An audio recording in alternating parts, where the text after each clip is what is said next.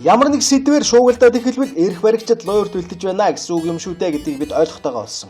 Ойрноос талах гаан хуйг тэргүүтэй хүмүүс гадаадын банк орж ирвэл Монгол улсын мөнгөний судсыг таслан авна гэсэн үг хэмээн суртал ухуулга хийж эхэллээ. Орчуулбал гадны банк орж ирснээр монголчууд дэлхийн банкуудын жишгийн дагуу баг хүүтэйгээр зээлвч аж амьдрал нь дээшлчихэд байгаа. Харин нөгөө талд нь шулаачин банкуудын толгой эргэм өндөр хүүнд багасчих тул ашиг орлого нь багаснаа гэсэн үг хэмээн ойлгож болох юм.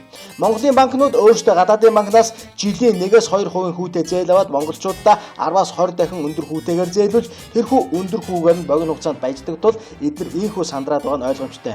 Тэгвэл тэр мөнгөний судсыг нь тасалчих гээд байгаа алуурчин цус сорогч Bank of China нь дэлхийн 27 орнд салбартай ажээ. Талах гаан хуйгийн хэлснээр бол тэдгээр 27 орн нь Bank of China-д мөнгөнийхөө судсыг таслуулан өгөжгүй улсууд болж таарад байна. Тэгж судсаа таслуулаад амь тавьж буй орнуудыг нэрвэлвэл Америк, Австрали, Канада, Англи, Герман, Ирланд, Франц, Итали, Люксембург гээд дандаа мундаг орнууд жагсаж байх юм.